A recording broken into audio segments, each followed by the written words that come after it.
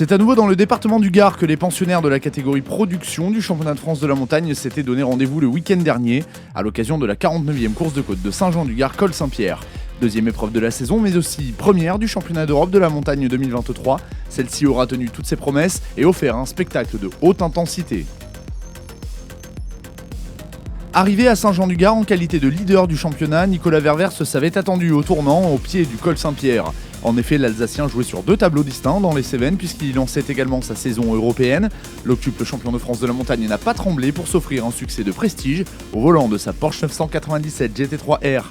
Si son programme français ne devrait pas se poursuivre, le voilà désormais sur les bons rails pour sa campagne continentale.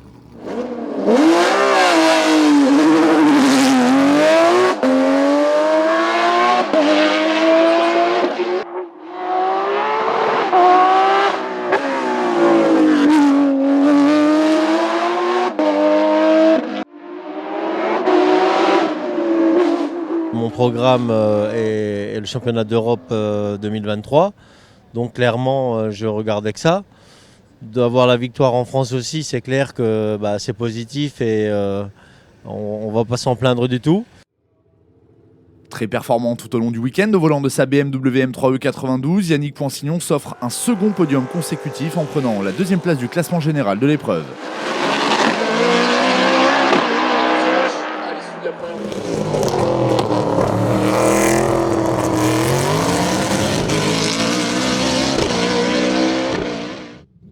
Pour la première fois de sa carrière et quasiment à domicile, Jérémy Avellaneda monte sur la troisième marche du podium scratch et remporte également la classe GTTS 3 sur sa Midjet Super Tourisme équipée d'un V6 3,5 litres Nissan.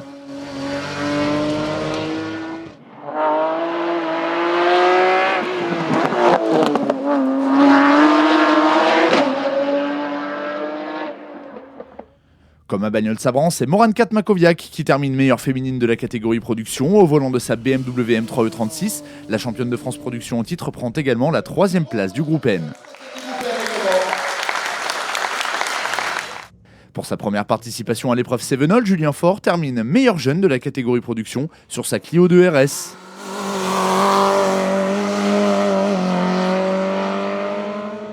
Malchanceux pendant une bonne partie du week-end, Ronald Garcès doit se contenter de la 4e position du classement général de l'épreuve au volant de sa redoutable Porsche 991 R Turbo.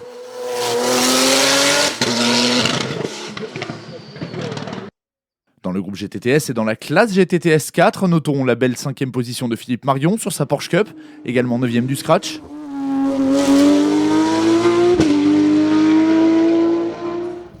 Mais aussi la 6e de Jean-Marc Gandolfo sur sa nouvelle 991 Cup, découverte seulement 15 jours auparavant à Bagnols-Sabran.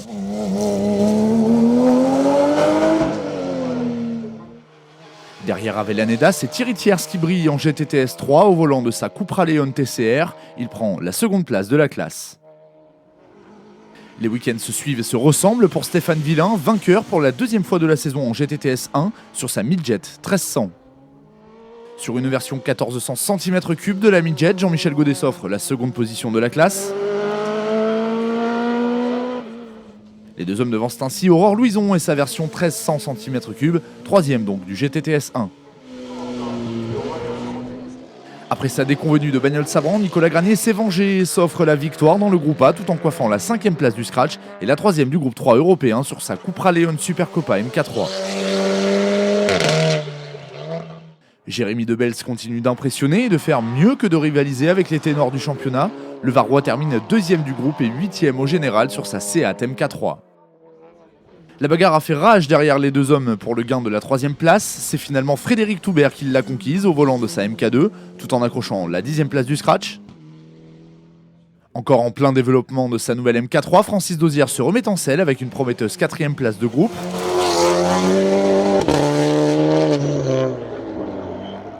Alain Perrault, quant à lui, continue sa marche en avant depuis son retour à la compétition. Il prend à l'arrivée la 5e position du groupe A, lui aussi au volant d'une MK3. Dans la classe A5, notons également la sortie de route à haute vitesse d'Élodie Lafosse. Souhaitons à la double championne de France de la montagne un prompt rétablissement. Jean-Pierre Popp lançait sa saison dans les Cévennes. Le Creusois remporte à cette occasion la classe A4 sur sa Peugeot 308 Cup. C'est un trio de Sochaliennes qui truste le podium de la classe, puisque derrière Pop, Jean-Luc Miramont s'offre son second podium de la saison avec la 2e place. Manuel Brunet termine finalement 3e du A4, lui aussi au volant d'une Peugeot 308 Cup. Dans la classe A3, c'est un rallyman et pigiste de luxe qui coiffe les lauriers, Nicolas Liron sur une magnifique Renault Mégane Maxi. En panne avant la première montée de course, Michael Bonnevie doit une fois n'est pas coutume se contenter de la 2e place du A3 au volant de sa Clio 3 Cup.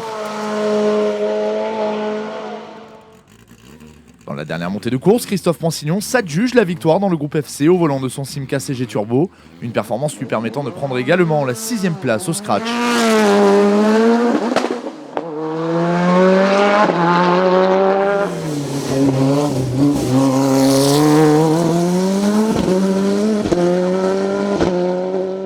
Joël Casalins a une nouvelle fois donné du fil à retendre à Poinsignon. Il échoue finalement en 2e position du FC au volant de sa Scora Type 2, s'offrant toutefois la 7e position du général.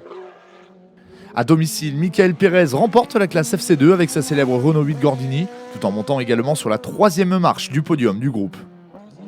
Éric Michon avait à cœur de briller sur son épreuve, c'est chose faite puisque le Gardois remporte le groupe GT Sport sur sa Ferrari F430.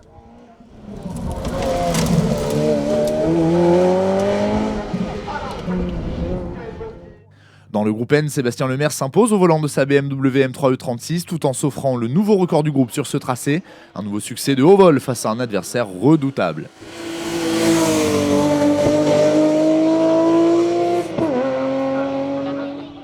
L'adversaire justement, c'est Alexandre Garnier, le jeune Haute-Saônois échoue à un cheveu du pilote au doigt, mais termine tout de même 2e du groupe sur une monture similaire.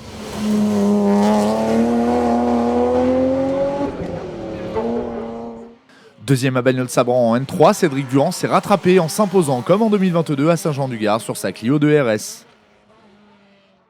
Alexandre Nola place quant à lui sa Honda Civic en 2e position de la classe. Les deux hommes devraient nous offrir un grand spectacle toute la saison. Superbe performance de Sébastien Delors au volant de sa Peugeot 206 Plus RS. Il s'impose pour la 2e fois consécutive dans le groupe F2000 ainsi que dans la classe F2002.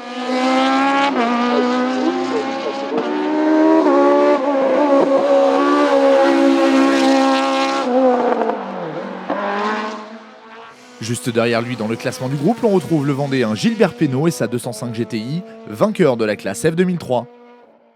Enfin, notons la très belle entrée en matière cette saison d'André Tissot, le triple lauréat du championnat indice de performance VHC remporte justement ce classement dans les Cévennes et place sa Marcadie Barzeuil à la 2e place du groupe 5. Et donc applaudir ce podium où il manque d'être classé après la victoire de Nicolas. Changement total de décor pour les pilotes de la catégorie production. Ces derniers se retrouveront les 29 et 30 avril prochains en Moselle pour disputer la 51e course de côte d'Abrèchevillers-Saint-Quirin, 3e manche du championnat de France de la montagne 2023.